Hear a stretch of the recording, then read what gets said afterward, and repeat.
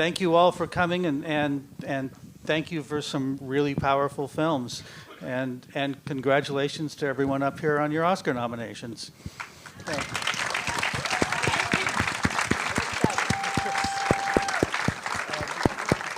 So let's go down the row and just start with the origin stories. What led you to want to make this movie? Well, I would say for Life Overtakes Me, the origin story really was discovering that this even existed in the world in an article, and then doing some poking around the internet as a first step, and discovering that it seemed to be mostly in Sweden, which didn't really seem understandable to us.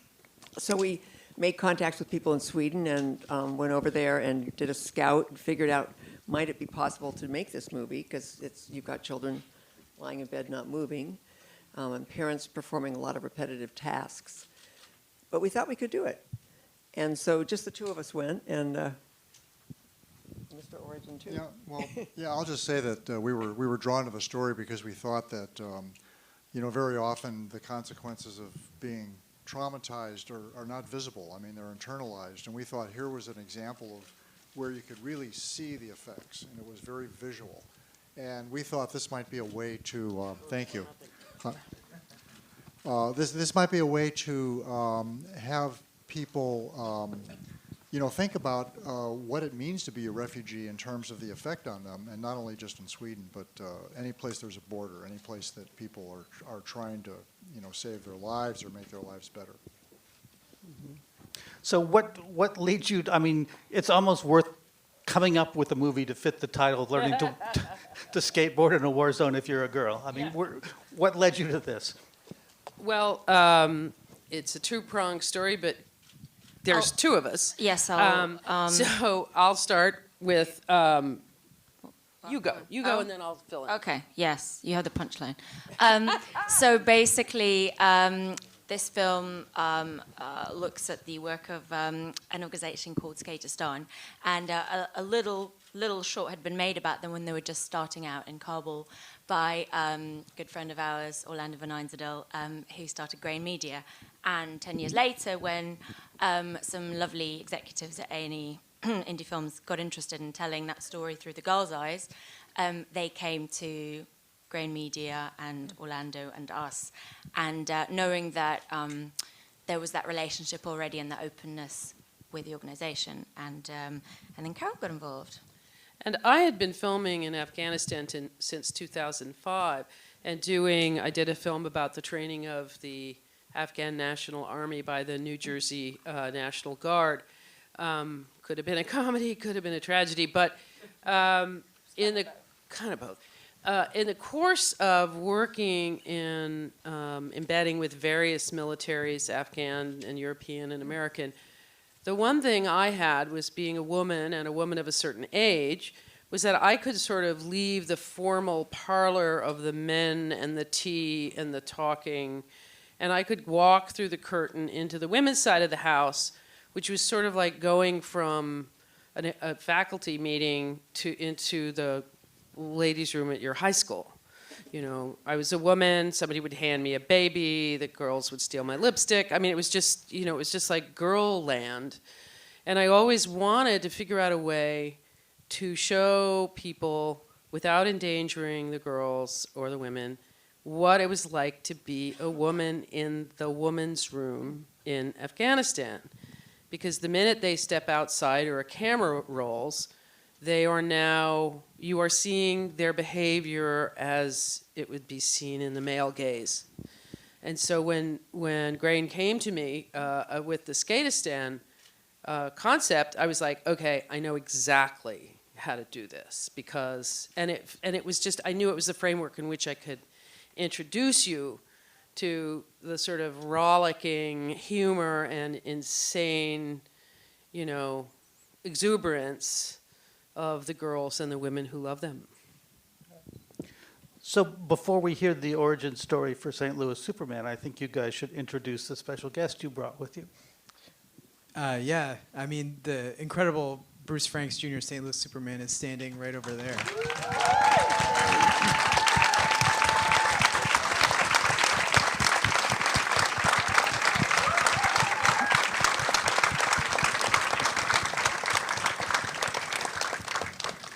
So we're fortunate to be able to do these screenings with Bruce. And I mean, as far as finding Bruce and his story, I think it's a testament to Smriti, my collaborator on the project, who is probably the hardest working person I've ever met in my life. And she found Bruce's story. Yeah, I mean, I think it really, Sammy and I have known each other for a long time, and we really, thank you, Carol, always looking out, thank you. It was 2017, and I think, like a lot of people, we were feeling very despondent about the condition of the country and politics, and, cable news just was, driving us crazy, and everything felt meaningless. So we went in search of meaning, and we're looking, to find people who are in elected office for the right reasons. And, I read a newspaper profile on Bruce that was published soon after he won his election, and I just thought his journey up till that point was really fascinating. But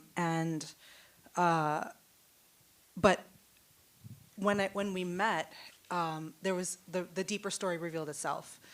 And I think that what that deeper story is that it is really difficult. It is really difficult to be in a system, as Bruce says, that isn't built for many of us. And to see the toll that took on Bruce, and for him to open up that part of his life and his experience to us, really made it clear what the film needed to be about. And I think, what I hope people will take away from it is that though we're in this, amazing time when we have an unprecedented number of women and people of color in Congress, and, we're all, sort of supportive of that, we have to also really be cognizant of the toll that being in these places takes on people, and really, be prepared to go to bat for them and support. Yeah. Well, Laura, what led you to ballroom dancing Vietnamese immigrants?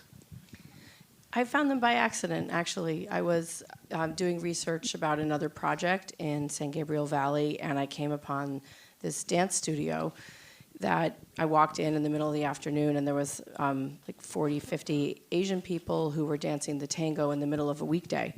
And I thought, this is gorgeous. What is this place? I have to understand what this place is. So I started taking dance classes at the studio for 1 year to learn that answer. And what I discovered was this dance studio that's in Alhambra, California, east of here. And the teachers are all coming from Eastern Europe and Russia. They're professional ballroom dancers. They appear on Dancing with the Stars, and people like Max and Elena have been ranked 14th in the world. They're like top. And they're teaching standard and Latin ballroom dancing to people from the Chinese community in suburban LA. And that seemed like a beautiful setting for a film. So when I was in the classes, I met Paul and Millie Gao, who were they were in the group class that I took. I think it was a samba class that I was taking with them, and we became friendly. And over time, I finally popped the documentary question, which is, will you let me film you? Which is very scary, because sometimes people say no, but they said yes. So I filmed with the couple for 6 years. I was making a feature-length documentary about them, and I got to know them. I filmed their community. I filmed more of the dancing, their teachers' lives, their lives. I filmed big family events like funerals and birthdays. And at one point, the New York Times and Concordia found out about the project, and they asked me if I'd be interested in making a short. So that's how this particular film came about. But once I got to know them and I was spending more time with them, that was when I was just so fascinated by, like, why are you dancing so seriously? I have to start the film with a question, and that was really the question, why are you doing this so passionately? And it took me, in a way, it was great that it took so long to make it. I made 2 other films in the meantime, but because I got to know them better, that was when the story became more personal, and that was when I was really able to dig in and really find out their personal love story, and then reveal this kind of true American love story, which I think is so representative of who we are as a nation of immigrants, and why we need to celebrate this story of, like, tenacity and resilience. Well, when you joined the dance class, were you joining with documentary movie in the back of your head already? I will admit that I was. Yes. I mean, it was cool. I learned. I took waltz classes and Mandarin. I didn't know anything that anybody was saying. I looked like a fool a lot. Like I really am not. I have some dance background, but not that much of a dance background. So I did have a kind of ulterior motive. But luckily, they were really open to me and very accepting, and it was just an incredible community to become a part of and be friends with. So, in the absence, I mean, obviously this is a horrifying story that took place several years ago in Korea. Why? What brought you to want to do a film about it now? Well, it was in January 2017. The Field of Vision is a documentary unit based in New York, and it contacted me that if I am interested in making some short documentary about the candle protest. You might have heard of the refugee rallies in South Korea, and they were looking for some documentary about that issue. But Gary, his producer, we worked together for like 10 years, and we talked about it, and we chose the story of this disaster because it's been 3 years when we started this project, but people started forgetting about this issue, and some said that, okay, don't talk about this issue anymore. But still, the pain is there. The parents and the divers, they were still in severe pain.